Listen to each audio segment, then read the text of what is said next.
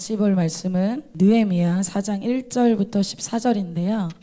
제가 봉독하고 마지막 14절만 같이 읽도록 하겠습니다. 느헤미야 4장 1절부터 14절입니다. 온라인으로 예배 드리시는 분들도 승리하는 예배들 좀 있습니다. 느헤미야 4장 1절부터 14절입니다. 여러분들이 이 내용을 잘 아실 수도 있고 모르실 수도 있는데 눈으로 잘 이 내용을 이해하시면 좋을 것 같습니다.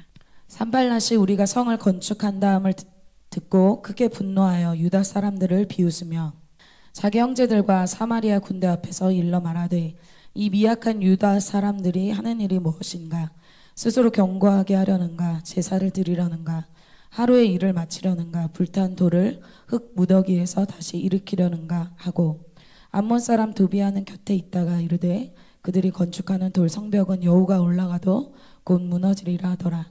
우리 하나님이여 들으시옵소서. 우리가 업신여김을 당하나이다. 원하건대 그들이 욕하는 것을 자기들의 머리에 돌리사 노략거리가 되어 이방에 사로잡히게 하시고 주 앞에서 그들의 악을 덮어두지 마시며 그들의 죄를 도말하지 마옵소서.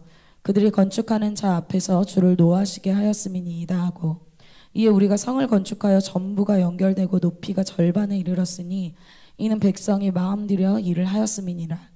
산발랏과 도비아와 아라비아 사람들과 암몬 사람들과 아스돗 사람들이 예루살렘 성이 중수되어 그 허물어진 틈이 메꾸어져 간다함을 듣고 심히 분노하여 다 함께 꾀하기를 예루살렘으로 가서 치고 그곳을 요란하게 하자 하기로 우리가 우리 하나님께 기도하며 그들로 말미암아 파수꾼을 두어 주야로 방비하는데 유다 사람들은 이르기를 흙 무더기가 아직도 많거늘 짐을 나르는 자의 힘이 다 빠졌으니 우리가 성을 건축하지 못하리라 하고 우리의 원수들은 이르기를 그들이 알지 못하고 보지 못하는 사이에 우리가 그들 가운데 달려가서 사륙하여 역사를 그치게 하리라 하고 그 원수들의 근처에 거주하는 유다 사람들도 그 각처에서 와서 10번이나 우리에게 말하기를 너희가 우리에게로 와야 하리라 하기로 내가 성벽 뒤에 낮고 넓은 곳에 백성이 그들의 종족을 따라 칼과 창과 활을 가지고 서 있게 하고 같이 읽겠습니다. 내가 돌아본 후에 일어나서 귀족들과 민장들과 남은 백성에게 말하기를 너희는 그들을 두려워하지 말고 지극히 크시고 두려우신 주를 기억하고 너희 형제와 자녀와 아내와 집을 위하여 싸우라 하였느니라. 아멘. 네, 오늘 말씀의 제목은 승리할 때까지 싸우라입니다. 승리할 때까지 싸우라입니다. 신앙은 영적인 전투라고 할 수 있습니다. 그것은 공격하는 적이 있기 때문이죠. 그래서 신앙을 우리가 막 열심히 하고 싶은데 여러분 잘 안 되잖아요. 마음처럼. 나는 그렇게 나쁜 사람은 아닌데 신앙을 해보고 싶다. 그래서 좀 하려고 하면 마음처럼 되지가 않아요. 그렇죠? 우리의 원수 사단 적이 있기 때문에 그렇습니다. 이런 하나님 나라와 사단의 나라의 이 치열한 전쟁이 일어나는 것이 바로 우리의 실제 삶이자 또 신앙입니다. 근데 중요한 것은 전쟁은 이겨도 되고 이기지 않아도 괜찮고 하는 것이 아니라는 거예요. 전쟁은 어떻게 해야 돼요? 반드시 이겨야 됩니다. 왜냐하면 생명이 걸린 문제이기 때문이죠. 그래서 사단이 이것을 이기기 위해서 전략적으로 움직입니다. 어떻게 여러분 움직이죠? 전쟁터에서는 죽은 시체에게는 총알을 쓰지 않습니다. 즉 영적으로 죽은 자에게 사단은 공격을 하지 않습니다. 영적으로 살아있는 자들을 향해서 사단이 집중적으로 공격을 시작한다는 거예요. 오늘 본문은 이스라엘에게 이 영적인 회복, 영적으로 막 살아나는 이 무브먼트들이 막 일어나기 시작할 때 사단이 영적으로 그들을 공격하는 내용입니다. 이런 이스라엘을 치기 위해서 유다 사람들을 치기 위해서 사단이 어떻게 공격하는지 그것을 또한 리더십인 이 느헤미야가 어떻게 하나님 나라 중심적으로 그것을 반격해서 이기는지 영적인 전쟁을 아주 리얼하게 보여주는 내용이 오늘 이 느헤미야 이 4장 내용입니다. 그래서 여러분들이 오늘 말씀을 통해서는 어떤 것을 알 수 있느냐, 사단의 전략과 동시에 하나님 나라에 이기는 전략을 오늘 우리가 보게 될 것입니다. 그래서 오늘 말씀을 들으면 어떻게 될까요? 사단의 전략을 우리가 간파할 수 있을 뿐만 아니라 이기는 자가 되고 느헤미야와 같이 우리가 이기는 자 그리고 유다 공동체와 같이 이기는 공동체가 될 것을 믿음으로 선포합니다. 특별히 오늘 본문은 이스라엘 공동체의 이 무너진 성벽을 재건하는 역사들이 일어날 때를 배경으로 하고 있어요. 그래서 무너진 이 성벽이 재건되어지는 이 상황 속에서 이 이야기가 시작된다는 것을 여러분들이 보시면 좋을 것 같습니다. 1절에 이렇게 얘기하고 있어요. 산발랏이 우리가 성을 건축한 다음을 들었다라고 얘기하고 있어요. 자, 예루살렘의 이 성전, 성벽을 건축하는 일들이 지금 막 일어나고 있었습니다. 이때 이 역사를 누구로부터 시작합니까? 느헤미야를 통해서 시작해요. 출애굽의 역사도 모세라는 한 사람을 통해서 주님이 새로운 일들을 일으키셨습니다. 그래서 하나님 역사에는 한 사람이 매우 중요합니다. 왜 그렇다면 여러분 이 성벽을 재건하는 이 일에 그 한 사람으로 느헤미야를 하나님이 왜 선택하셨는가? 여러 가지를 말할 수가 있어요. 느헤미야의 여러 가지 모습을 얘기할 수 있지만 오늘 느헤미야의 모습 중에 하나님이 쓰시는 모습의 아주 가장 큰 것은 그가 깨끗한 그릇이었기 때문입니다.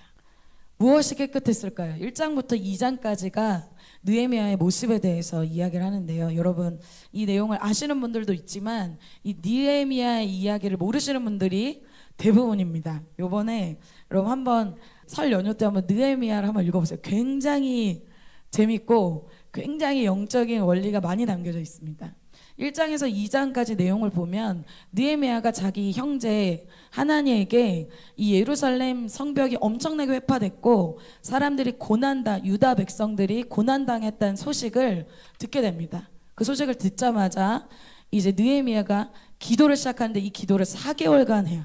이 기도를 시작한 지 4개월 만에 하나님의 응답을 받고 그가 술 맡은 관원장이 됩니다. 여러분 그 당시 왕을 음식으로 독살하려는 사람들이 많았기 때문에 왕의 음료와 또 이 술을 담당하는 자가 되었다는 것은 엄청난 고위 관리직이 된 겁니다. 왕이 신뢰하고 왕이 자기 마음을 얘기할 수 있는 사람으로 뽑힌 거예요. 근데 여러분 왜 이 위치에 이 느헤미야가 간 거예요? 아까 성벽 재건 때문에 눈물로 기도하는데 기도 응답으로 술 맡은 관원장이 된 거예요. 왜? 술 맡은 관원장이 되면 왕을 직접 대면할 수가 있어요. 왕에게 예루살렘 성벽을 재건하기 위한 위탁과 재료들을 다 받을 수 있는 그 위치가 바로 그 위치라는 거예요. 그래서 하나님이 그 위치로 보내신 거죠. 그런데 여기서 문제가 하나 있습니다. 하나님은 하나님 나라의 역사를 위해서 느헤미야를 왕궁으로 보냈어요. 술 맡은 관원장의 위치로 보냈어요. 자, 여러분이 원하는 어떤 학교 아니면 원하는 어떤 것이 막 기도해서 이루어졌어요. 자, 느헤미야가 처음에는 하나님의 마음을 품고 성벽 때문에 울고 자신의 유다 백성 때문에 울다가 슬퍼했는데 시간이 흐르고 나서 왕궁에 들어갔습니다. 술 맡은 관원장이 됐어요. 그럼 어떻게 될까요? 마음이 바뀐다는 거예요. 여러분들 이제 캠퍼스 됐어요. 마음이 바뀝니다. 캠퍼스 들어가요. 더 마음이 바뀝니다. 이제 굳이 그렇게 비전과 하나님 뜻대로 사명대로 살고 싶은 마음이 없어진다는 거예요. 자기를 위해 살고 싶다는 거예요. 많은 사람이 이렇게 변질되고 안 좋게 변화됩니다. 그러나 느헤미야가 오늘 어땠다는 거예요? 술 맡은 관원장이 되었을 때 그가 그의 자리에서 그의 삶을 누리는 것이 아니라 어디로 떠납니까? 예루살렘 황폐한 땅으로 약속의 땅으로 갔다는 것입니다. 그 느헤미야의 이 한 사람의 시작을 통해서 하나님이 회복을 시작하신다는 거예요. 자, 우리가 캠퍼스 개강하면 여러분 반드시 이런 일이 있습니다. 우리 1학년들 자 벌써부터 그러신 분들도 있는데 캠퍼스 개강하고 또 세상에 나가면 어떤 것이 보여요? 와, 아무도 그렇게 살지 않는데 나만 이렇게 사는 것 같아. 아무도 하나님 위해서 살지 않고 아무도 이렇게 거룩하게 살지 않는데 나만 이렇게 너무 열심히 사는 것 같아. 너무 극단적인 것 같아. 그리고 생각해 보니까 다 이렇게 사는데 나 혼자 이렇게 산다고 생각하니까 너무 또 억울해. 그리고 내가 이렇게 캠퍼스에서 산다고, 내가 이렇게 청년 세대 중에 이렇게 산다고, 내가 이렇게 가정 속에서 혼자 그렇게 믿음 지키면서 산다고 획기적인 변화가 일어나느냐? 그렇지도 않을 것 같은 거예요. 여러분, 캠퍼스 들어가면 이 말씀이 떠올라지시기를 정말 축복합니다. 그런데 하나님 편에서는 하나님은 한 사람으로 일하신다는 거예요. 내 한 사람이 그렇게 산다고 어떤 큰 의미가 있을까라고 생각하는데, 하나님은 오늘 느헤미야 1장에서 느헤미야에게 마음을 주시고 그를 전략적으로 왕궁으로 보내시고 그 한 사람을 통해서 엄청난 성벽 재건을 이루신다는 거예요. 그래서 하나님 편에서 어때요? 여러분 한 사람이 굉장히 중요합니다. 이렇게 느헤미야 같이 포로 백성으로 살았던 사람이 있어요. 여러분 누가 있을까요? 다니엘, 또 에스더. 네. 포로 백성이라는 건 뭐예요? 포로 백성은 자기를 옆에서 지켜주고 보호해줄 가족도 없고 물질도 없고 나라도 없고 아무것도 없고. 그러니까 포로 백성들은 어떻게 할까요? 그 이방 땅에서 이방 사람들의 눈치를 보면서 이방 사람들의 비율을 맞추고, 특별히 왕궁에 있으면 왕에게 잘 보여서 왕에게 좋은 혜택을 받고 보호를 받는 것이 그들의 삶의 라이프 스타일이겠죠. 근데 여러분, 이것은 포로 백성의 이야기일 뿐만 아니라 여러분의 캠퍼스 가면 그런 생각을 해요. 아, 교수님에게 잘 보여야 내 인생이 좀 잘 될 것 같고, 학과 선배들한테 잘 보여야 내 인생이 좀 잘 될 것 같아요. 직장에서도 마찬가지입니다. 사장님한테 잘 보여야 좀 내 인생이 먹고 살만할 것 같아요. 그런데 오늘 느헤미야는 달랐다는, 다니엘과 에스더도 달랐다는 거예요. 그들이 포로 백성임에도 불구하고 다니엘은 왕의 진미를 거부하고 에스더는 왕에게 부름받지 않으면 나갈 수 없는데 자기 민족의 구원을 위해서 왕에게 생명을 걸고 나아갔다는 거예요. 오늘 느헤미야는 굳이 가도 되지 않아도 되는 그 예루살렘 회파된 땅에 갔다는 거예요. 왜요? 그들은 사명이 있었기 때문이에요. 여러분, 그들이 왜 사명을 선택할 수 있었을까요?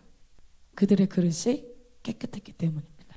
그들의 그릇 안에 세상 영광과 세상 욕심이 있었다면 이것을 선택하지 못했을 거예요. 깨끗한 그릇으로 준비된 한 사람이면 어때요? 하나님이 새해를 시작할 수 있습니다. 여러분의 캠퍼스와 여러분의 직장과 여러분의 가정에 하나님이 새해를 시작하실 수 있는 분이십니다. 그것을 먼저 보여주신 분이 누구예요? 예수님이에요. 예수님이야말로 가장 특권과 혜택과 누릴 수 있는 모든 것을 하늘 보좌에서 다 포기하고 이 땅에 내려왔어요. 이 땅의 첫 선교사, 그렇게 내려온 거예요. 우리의 롤모델이죠. 그렇기 때문에 사실 이 예수님 앞에서 우리가 뭘 좀 포기했다? 그렇게 사실 말할 게 별로 없어요. 오늘 이 느헤미야 한 사람을 통해서 하나님이 이 느헤미야 한 사람이 딱 준비되었을 때 성벽 재건의 역사를 하나님께서 친히 2장부터 쫙 이루기 시작하십니다. 하나님이 직접 이루시는 거예요. 자, 오늘 그래서 3장에서 오늘 4장을 읽었어요. 3장에서 무슨 일이 있냐? 이 성벽을 42군데로 나눠서 북, 서, 남, 동 쫙 돌아서 사람들이 다 연결돼서 이 성벽을 중수하기 시작해요. 다시 재건하기 시작해요. 그런 한 사람이 일어나니까 여러 사람의 이러한 물결이 일어나기 시작한 거예요. 무브먼트가 일어나기 시작한 거예요. 성벽 재건에 대해서 자세히 보겠습니다. 구체적으로 보면 느헤미야가 한 일이 뭐냐면 여러분, 성전 재건이 아니라 성벽 재건이에요. 자, 그건 그 전에 성벽이 어떤 상태였는가 느헤미야 2장 13절에 이렇게 말하고 있어요. 자, 우리 자매님들이 한번 읽겠습니다. 시작. 여러분, 성벽이 불탔다는 것은 무슨 말일까요? 성벽이 불탔다는 것은 보호가 완전히 해지됐다는 거예요. 아무나 들어올 수 있고 적들이 와서 다 약탈해 갈 수 있는 무방비 상태라는 거예요. 성벽의 가장 중요한 역할은 뭘까요? 적을 막는 거가 되겠죠. 그런데 그것이 다 무너졌대요. 성문까지 다 불탔어요. 방어율 제로. 자, 그래서 사람들은 이 성벽을 어떻게 만들었냐면 아주 높게 만들었습니다. 그리고 아주 두껍게 만들었어요. 아니면 성벽 밖에다가 미끄러운 이런 것들을 발라서 미끄러지게 해서 못 올라오게 했어요. 아니면 성벽 앞에 도랑을 파서 아예 접근을 못하도록 그런 전략을 갖고 있었어요. 왜? 성벽이 뚫리면 성전은 다 무너지게 됩니다. 성벽이 1차로 중요해요. 여러분 영적으로는 이 성벽이 뭘까요? 우리가 우리의 삶에 죄가 들어오고자 할 때, 사단이 우리에게 틈타고자 할 때 적이 들어오는 통로를 막아서는 영적 성벽을 짓는 것을 오늘 얘기하고 있어요. 여러분 태박 캠프 이후에 하나님께서 우리에게 이런 일들을 계속해서 이루고 있으세요. 우리의 삶에 그 전에 마구 들어왔던 이 적의 세력들을 성벽 하나하나를 지금 세우면서 막는 일들을 주님이 하고 계세요. 여러분 그거 느끼세요? 그래서 우리의 삶에 지금 공동체적으로 성벽 재건의 역사가 일어나고 있습니다. 그전에는 적이 그냥 뭐 들어와도 약탈해 가도 회파해 가도 뭐 무방비였어요. 그런데 오늘 어떤 일이 일어나요? 우리의 삶에 적이 들어오지 못하도록 성벽이 올려지고 있다. 틈이 막아지고 있다. 메워지고 있다. 그런 역사가 이스라엘 이 유다 공동체에 막 일어나기 시작한 거예요. 그런데 여러분 성벽 여기 성전 막 재건은 우리한테 좀 어색한 말일 수도 있잖아요. 이것은 유다 백성의 삶이 조금 나아지기 위한 어떤 무브먼트가 아닙니다. 즉 이것은 성경에서 성전이라는 의미 또 성벽이라는 의미 그것에 따른 이스라엘 백성의 의미는 매우 의미가 있습니다. 이것은 성전과 이스라엘은 하나님과 이스라엘의 관계를 이야기해줘요. 영적인 의미죠. 하나님과 이스라엘의 관계를 가시적으로 무엇으로 볼 수 있냐면 성전을 통해서 볼 수가 있어요. 자, 그 얘기는 뭘까요? 예루살렘 성전과 성벽이 완전히 회파됐다. 그 얘기는 무슨 얘기예요? 하나님과 이스라엘 백성의 관계가 완전히 무너졌다는 상태예요. 그걸 눈으로 보여준 거예요. 하나님과 이스라엘 백성의 관계가 완전히 무너지고 회파된 상태. 적이 강해서가 아니에요. 하나님과 이스라엘 백성의 관계가 완전히 무너져 있는 상태를 보여줘요. 자, 그런데 오늘 성전과 성벽이 다시 쌓아지고 있어요. 그것은 무슨 의미일까요? 하나님과 이스라엘의 관계가 회복되고 있다는 의미예요. 그래서 여러분 이후에 느헤미야서에 보면 정말 감동적인 장면이 많이 나옵니다. 그 중에서 여러분 나중에 시간 되시면 느헤미야 8장을 드라마 바이블로 들어보세요. 눈물이 막 나요. 느헤미야 8장부터는 에스라가 영적인 막 개혁을 일으켜요.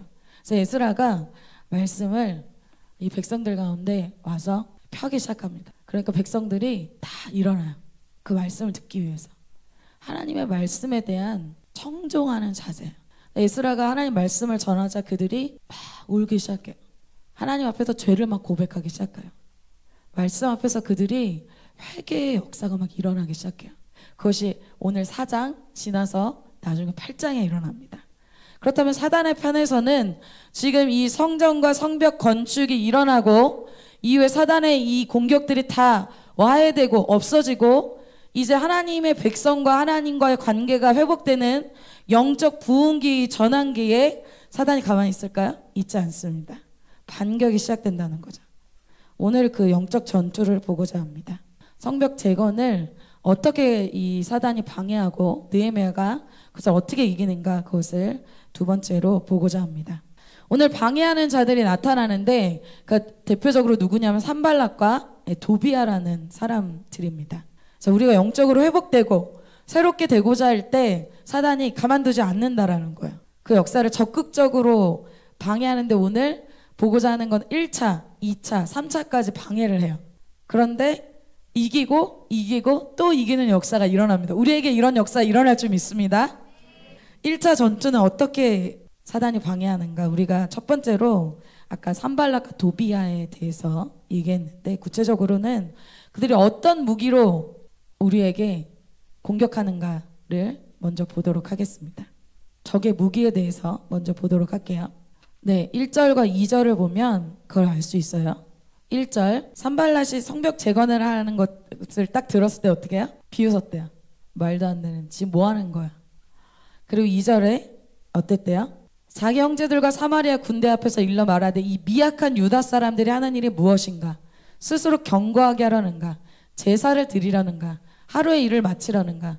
불탄 돌을 흙무더기에서 다시 일으키려는가? 이렇게 얘기했다는 거예요. 뭐야? 조롱하고 비난한다는 거야. 네가 포로 주제에 뭘 한다는 거야. 그것이 가능할 것 같아? 반문하는 거야. 여러분 사실 지금 산발락과 도비아라는 인물이 두 명이 나오는데 산발락과 도비아가 이렇게 비웃는 것은 정말 이 일이 불가능해서가 아니에요. 실제로 이 일이 일어나면 자기의 위치가 자기의 유익이 끊어지기 때문에 그것이 두려워서 하는 거예요. 산발락뿐만 아니라 이 산발락의 부하 이 도비아는 무슨 말을 하는지 보도록 하겠습니다. 3절이에요. 암몬 사람 도비아는 곁에 있다가 이르되 그들이 건축하는 돌 성벽은 여우가 올라가도 곧 무너지리라 하더라. 암몬 사람 도비아는 산발락의 이 부하인데요. 여러분 여우에 대해서 얘기하고 여우는 굉장히 날쌔지만 굉장히 가벼운 동물이에요. 여우가 올라가도 그렇게 가벼운 동물이 올라가도 어때요? 무너질 거야. 무슨 얘기예요? 너 또 실패할 거야. 그렇게 세워봤자 금방 무너질걸? 하루아침에 완전 그거 다 무너질 거야. 우리가 성벽을 영적인 성벽을 쌓기 시작할 때 어떻게 합니까? 그 사람의 변화를 멈추게 하기 위해서 사단이 이러한 불신의 말과 세상적인 말과 인간적인 말을 하는 사람을 붙여준다는 거야. 그리고 그런 생각을 넣어준다는 거야. 자, 여기서 1차 전투예요. 여기서 이것을 듣는 사람, 이것을 그대로 믿는 사람들은 여기서 성벽 건축이 끝납니다. 여기서 끝나는 사람도 많습니다. 은혜 받아서 새로운 삶을 막 도전해요. 그런데 어때요? 며칠 못 가서 다시 세상적인 이야기, 세상적인 사람 이야기 듣고 그 생각 받아들여서 이제 도전하기를 멈추는 거예요. 아직 완성이 된 것이 아닌데 조금 변화되다가 이 사람은 끝이 나요. 완성이 없어요. 자, 그런데 오늘 느헤미야가 어떻게 이깁니까? 우리는 이기기를 위해서 오늘 말씀을 듣는 거죠. 느헤미야의 무기에 대해서 오늘 보도록 하겠습니다. 여러분이 만약 여러분이 술 맡은 간원장이에요. 그리고 여러분들이 이제 예루살렘으로 와서 회파된 성벽을 이제 새로 세우기 위해서 왔어요. 그런데 이 산발랏은 사마리아 총독이거든요. 그런 사람들이 와서 나에게 이렇게 비난하고 조롱했을 때 여러분 어떻게 할 것 같아요? 느헤미야가 왕을 대면하는 사람이잖아요. 어떻게 자기 권력, 자기 힘 그걸로 이 사람들을 어떻게 할 수 있다는 거예요. 그리고 이 공사는 이 성벽 제거는 왕에게 이미 허락을 받은 공사였어요. 누가 뭐라 그럴 수 없는 공사예요. 정당하게 합법적으로 왕의 힘과 왕의 창고를 열어서 재료까지 준 거예요. 그럼 여러분 내가 느헤미야라면 어떻게 하겠어요? 아니 산발락과 도비아 그냥 바로 끝내겠죠. 그런데 느헤미야가 놀라운 것은 느헤미야의 무기는 그런 권력이나 물질이나 인맥이나 그런 것이 아니었다. 우리는 그것이 없어서 좀 힘들어하잖아요. 나 좀 우리 집이 좀 그랬으면 더 좋았으면 좀 내가 금수저였으면 좀 내가 인맥이 좀 있었으면 내가 좀 그런 부족함 때문에 좀 힘들잖아요. 그런데 오늘 하나님이 쓰시는 사람들의 무기는 그것이 아닙니다. 4절이에요. 우리 하나님이여 들으시옵소서. 이 느헤미야가 오늘 자기의 무기를 정확하게 얘기하고 있어요. 느헤미야의 무기가 뭐예요? 그럼 느헤미야의 무기가 뭐예요? 뭐라고요? 느헤미야의 무기가 기도 아닙니다. 하나님이에요. 하나님의 사람들의 이 공통점은 자신의 어떤 인생에 의지하는 그 무기가 사람이나 인맥이나 스펙이 아니라는 거예요. 바로 하나님이라는 거예요. 하나님의 사람들의 최대 무기, 최대 핵심 무기가 바로 승리의 무기가 바로 하나님이라는 거예요. 성경에서 다윗은 가족에게 지지를 못 받았어요. 양치는 그냥 목동일 뿐이었어요. 그런데 다윗에게 강력한 무기가 있어요. 그게 뭐예요? 골리앗의 싸움에서 그가 자기의 무기가 무엇인지 밝히죠. 골리앗에게 너는 칼과 창과 방패로 그 무기로 나아오지만 나는 만군의 여호와의 이름으로 나아가노라. 다윗은 사실 이것밖에 없어요. 그런데 이것이 가장 핵심 무기예요. 이 무기 때문에 골리앗이 한 방에 쓰러져요. 다윗은 그 하나님이 자신의 인생의 전부였던 사람이에요. 여러분 제자들은 배와 그물을 버렸죠? 그래서 은과 금이 없어요. 돈이 없어. 우리 요즘에 기번 인증 많이 하고 있는데 좀 사주고 싶은데 나는 은과 금이 없다. 그런 지체들 오늘 위로받으시길 바랍니다. 내가 보니까 그런 사람 없는 것 같아. 기버가 인증이 많더라고. 제자들은 배와 그물을 버려서 돈이 없었어요. 그래서 한 번은 성전 미문에서 한 나면서부터 걷지 못했던, 그러니까 어때요? 구걸할 수밖에 없겠죠. 그 사람이 자기에게 좀 뭘 좀 달라고 했어요. 제자들이 이렇게 얘기합니다. 솔직하게 은과 금은 내게 없다. 그런데 뭐가 있어요? 이들의 무기는 나는 돈이 있잖아. 내 무기는 돈이 아니야. 그런데 내가 내게 있는 것으로 너에게 주노니 나사렛 예수 그리스도 이름으로 일어나 걸으라.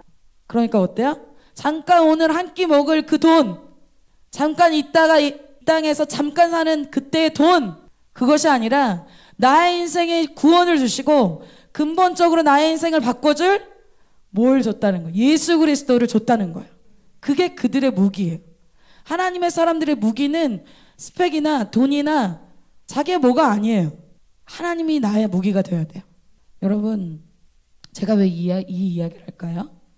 여러분, 아까 기도라고 했죠? 여러분, 기도 자체는 무기가 아니에요. 간사님의 이번 주 말씀 흐름과 다르게 말씀을 전하시는, 다른 영을 받으셨나?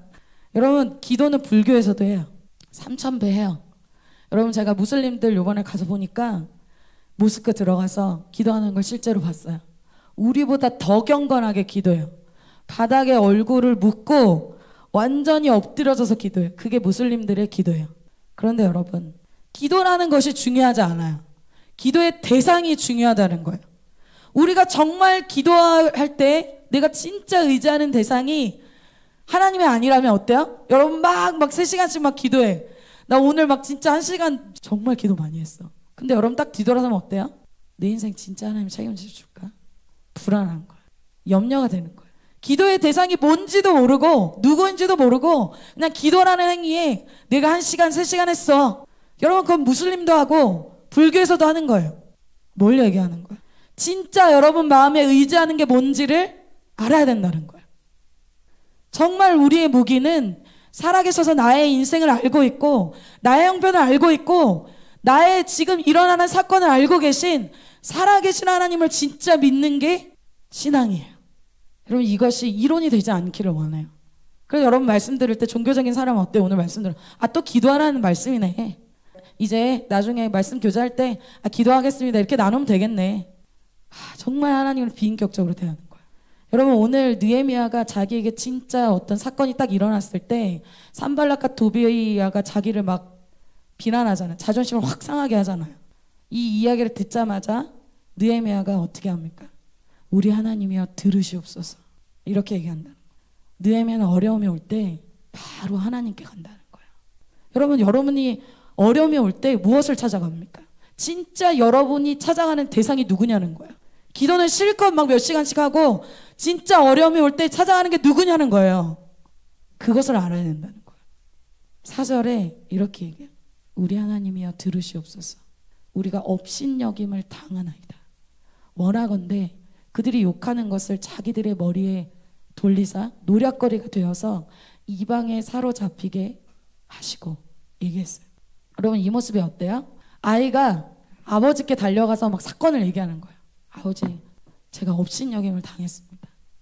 자, 인격적인 관계죠. 내 마음을 막 토해내는 거예요. 나 혼자 여러분 어때요? 막 그럴 때 있죠. 내가 내 자신을 볼 때 불쌍해. 내 감정풀이로 막 울다가 막 끝나는 그런 기도 아니라는 거예요. 이건 뭐예요? 하나님 저 속상했어요. 힘들었어요. 막 울고 막 여러분 오는 게 기도예요? 물론 그것이 필요해요. 그러나 느헤미야가 지금 어떤 기도하고 있는 거예요? 하나님이 지금 상황을 아시고 보시고 돌이키셔서 나에게 응답할 것을 믿는 믿음의 기도를 하고 있다는 거예요. 그래서 5절에 구체적으로 주 앞에서 그들의 악을 덮어주지 마시며 그들의 죄를 도말하지 마옵소서. 그들이 건축하는 자 앞에서 주를 노하시게 하였습니다 하고. 느헤미야의 기도는 믿음의 기도예요. 그냥 기도만 막 열심히 막 2시간 했어. 뒤돌아서서 하나님이 응답해 주실 것에 대한 믿음은 없어. 그냥 2시간 기도한 거야. 여러분 그런 기도 아니야. 이 상황을 하나님이 반드시 바꾸실 것이라는 믿음이 있다는 거야. 여러분의 삶에 어떤 믿음의 도전을 하고자 할 때 사단이 여러분에게 불신의 생각을 주죠. 또 불신의 말들을 듣게 합니다. 그럴 때 어때요? 하나님께 달려가시길 바랍니다. 성경에서 히스기야도 그런 사람이었어요. 히스기야를 정말 히스기야의 기도를 요즘 제가 하고 있어요. 히스기야는 아수르 왕이 포위하고 왔을 때 이 히스기야에게 조롱하는 서신을 이 랍사게를 통해서 사네립 왕이 보내거든요. 굉장히 하나님을 모욕하는 말들을 가득 담아가지고 그 서신을 보냅니다. 그래서 그 히스기야가 그걸 펼쳐봤겠죠. 히스기야가 어떻게 합니까? 열왕기하 19장에 이렇게 얘기하고 있어요.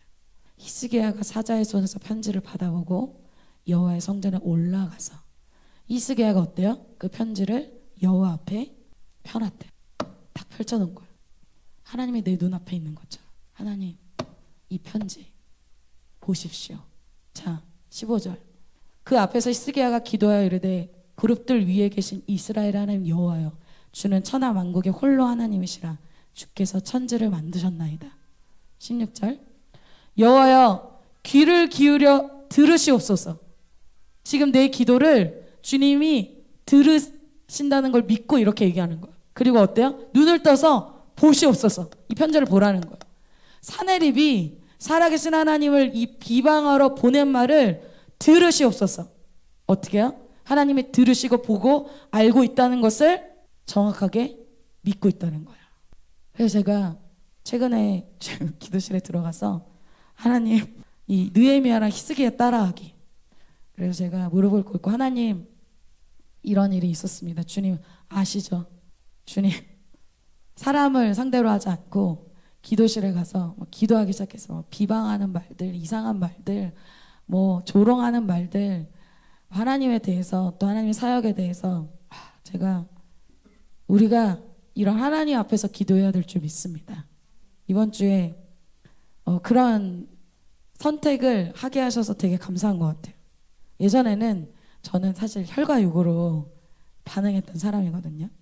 오늘 하나님께서 저희에게 전략을 주고 계십니다. 사람과 싸우지 말고 하나님 앞에서 기도해야 될 줄 믿습니다. 자, 느헤미야도 오늘 이렇게 하나님 앞에서 이야기한 거예요. 사람과 싸우지 않고 하나님이 갚아주시도록 기도했습니다. 그렇게 기도할 때 공동체적으로 어떤 일이 일어납니까? 6절입니다. 한번 같이 읽어보도록 할게요. 시작. 이에 우리가 성을 건축하여 전부가 연결되고 높이가 절반에 이르렀으니 이는 백성이 마음들여 일을 하였음이니라. 아멘. 적들이 조롱하고 막 비난하고 공격하는데 어떤 일이 일어나요? 그럴수록 공동체가 더 단결되고 하나님의 성벽이 절반까지 다 세워지고 하나님의 역사가 멈추지 않는다라는 거예요. 견고하게 하나님의 성벽 재건의 역사가 계속해서 뜨겁게 일어나고 있다는 거예요. 자, 우리에게 그런 역사가 지금 일어나고 있음을 믿습니다. 1차 전투에서 패배하셨던 분들 이제 어떻게 해야 될까요? 사단의 음성을 분별하시고 기도하시기를 바랍니다. 자, 2차 전투, 사단이 이것을 멈추지 않죠. 산발락과 도비아를 통해서 도발했는데 이게 안 됐어요. 그러니까 어때요? 사방에서 적들이 다 둘러싸기 시작합니다. 그것이 7절이에요. 산발락과 도비아와 아라비아 사람들과 암몬 사람들과 아스돗 사람들이 예루살렘 성에 중수되어 그 허물어진 틈이 메꾸어져 간다함을 듣고 심히 분노했대요. 지금 허물어진 틈이 막 메워지고 있고 성벽이 막 세워지고 있어. 이걸 빨리 막아야 돼. 그거에 대해서 분노하고 있었다는 거예요. 저 아스돗은 여러분 블레셋은 5개의 큰 성읍이 있습니다. 블레셋 사람들이에요. 산발락과 도비아 만 아니고 동서남북으로 연합 공격이 이 예루살렘을 포위하듯이 시작됩니다. 자, 산발락과 도비아는 북에서 자, 아까 7절에 보면 산발락과 도비아는 북, 아라비아 사람들은 남, 암몬 사람들은 동, 아스돗 이 블레셋 사람들은 서, 동서남북 사면으로 예루살렘을 쫙 분노에 가득 차서 포위하고 어떻게 하려고 했어요? 8절에 다 함께 꾀하기를 예루살렘을 가서 치고, 말로만 하는 게 아니에요. 치자. 그곳을 요란하게 하자 하기로. 자, 어때요? 사단이 말로만 하지 않아요? 직접적으로 공격을 하기도 합니다. 자, 예루살렘을 공격해서 와해시킬 계획을 갖고 있었어요. 여러분, 사단은 여러분이 한번 이겼다고 해서 절대로 포기하지 않습니다. 한 가지 사건이 아니라 여러 가지 사건으로 어때요? 사방에서 공격한다는 거예요. 성벽 재건을 멈추고 제어하기 위해서 실제로 가서 치는 공격을 계획하고 있어요. 그때 우리가 어떻게 해야 된다고 하나님이 미리 오늘 예언적으로 말씀을 주시는 것입니까? 느헤미야가 어떻게 합니까? 이것에 대해서 깨어 기도했다는 거예요. 9절에 이렇게 얘기하고 있어요. 우리가 우리 하나님께 기도하며 그들로 말미암아 파수꾼을 두어 주야로 방비하는데 라고 얘기하고 있어요. 우선은 그들이 기도하죠. 기도하기를 멈추지 않았어요. 그들이 쳐들어오기 전에 어떻게 해야 된다고 합니까? 파수꾼을 세워서 주야로 방비, 지키게 했다는 거예요. 자, 예수님은 영적으로 제자들에게 너희가 깨어있으라 이렇게 얘기할 때는 기도하라는 의미였어요. 주야로 방비하는 깨어있는 것이 뭐예요? 주야로 기도하라는 것이죠.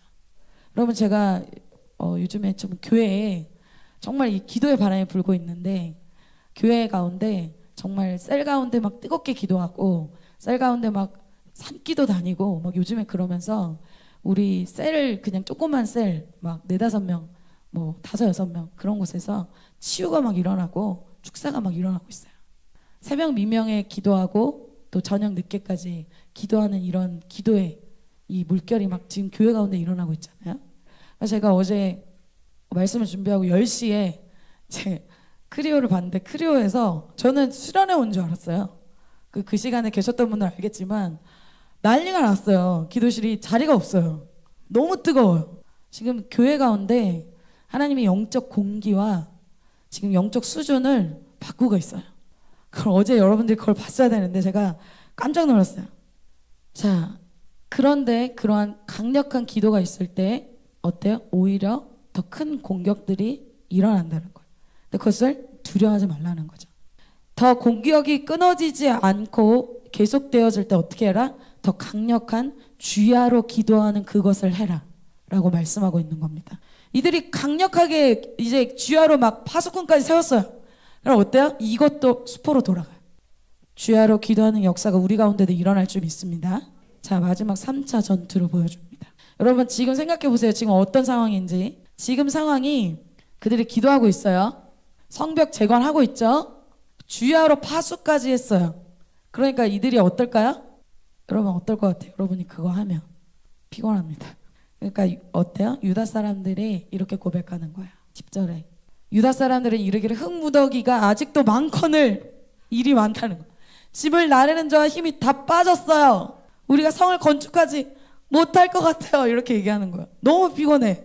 너무 지쳤어. 외부의 적이 아니라 내부에서 내 생각에 어떤 거예요? 너무 피곤하고 힘든 거예요. 흙무더기를 보는데 힘이 빠지는 거예요. 와, 이거 안 되겠다. 이거 못하겠다.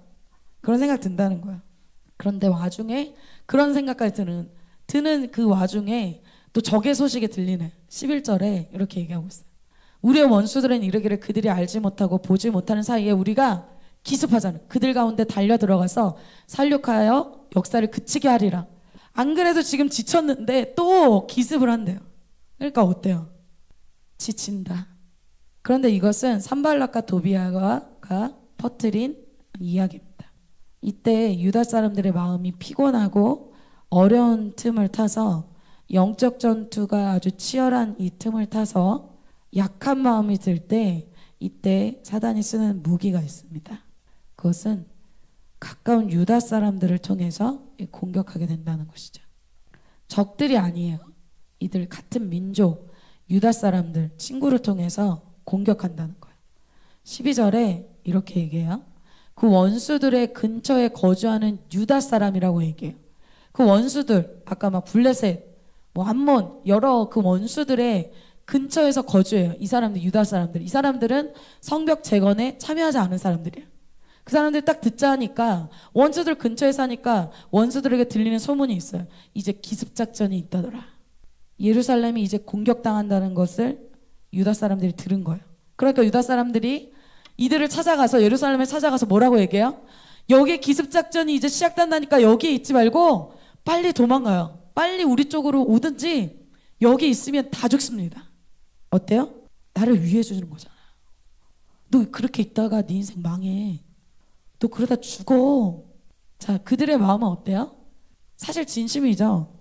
그런데 유다인들이 모르는 게 있어요. 산발락과 도비아가 준 거짓말에 그들이 이용당한다는 거예요. 일부러 그들에게 그 소문을 퍼뜨려서 성벽 재건을 멈추게 하기 위해서 그 유다 사람들을, 가까운 사람들을 이용한다는 거예요. 인간적인 사람들은 여러분 이때 포기합니다. 여러분 어때요? 여러분의 인간적으로 친하고 가까운 사람들이 여러분들을 위하면서 얘기하는 거예요. 내가 널 생각해서 얘기하는 거야. 너 너무 그렇게 신앙 과하게 하지 마. 너 너를 생각하는 거야. 자, 그걸 몇 번이나 했다? 10번이나 했다는 거야. 그들이 와서 한 번이 아니라 그 각처에서 와서 10번이나, 여러분 한 번, 두 번 얘기한 게 아니에요. 한 번, 두 번 얘기해도 우리는 콜라당 넘어가는 10번이나 와서 얘기했다는 거야. 너를 생각해서 하는 거야. 너를 생각해서 하는 거야. 너의 미래가 걱정돼서 하는 거야. 진짜 너의 건강을 생각해서 하는 말이에요. 이렇게 10번이나 와서 얘기했다는 거예요. 인간적인 사람은 이때 포기하게 됩니다. 느헤미야가 인간적인 리더였다면 어떻게 됐을까요? 제가 저희 유다 가까운 사람들이 저에게 이렇게 얘기해요. 너 거기 위험하다. 빨리 떠나라. 저를 걱정해서 한 번이 아니라 10번이나 와서 얘기했습니다. 여러분, 느헤미야가 리더로서 그거 들었을 때 그걸 외면하면 어떤 리더가 되는 거예요?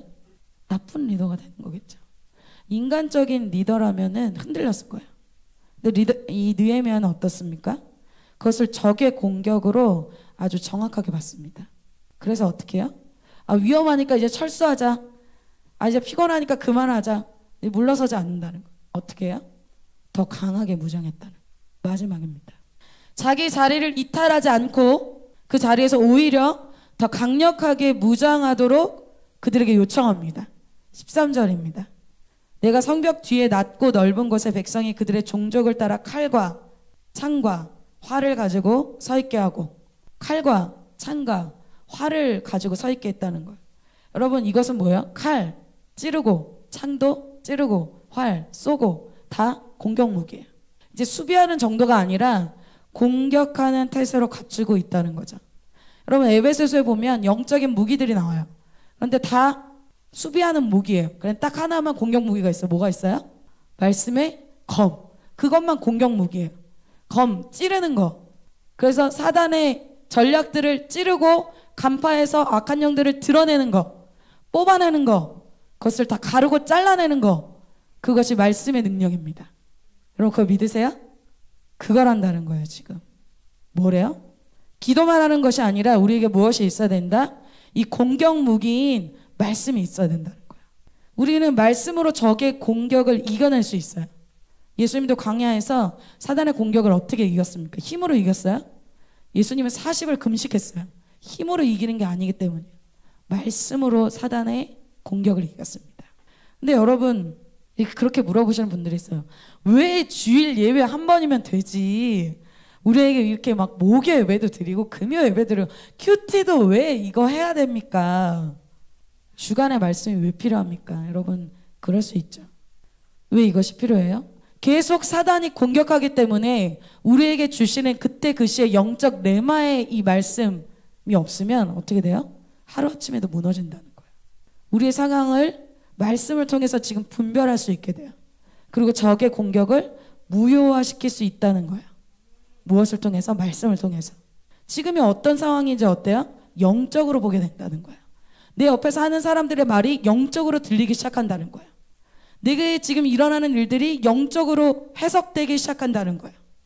칼과 창과 활과 같은 여러 공격 무기를 주님이 우리에게 준비하기를 원하는 주일 말씀, 목요 예배, 금요 예배, 큐티 말씀, 우리가 그런 말씀으로 무장하게 될 때 사단은 공격할 수 없게 된다는 거예요.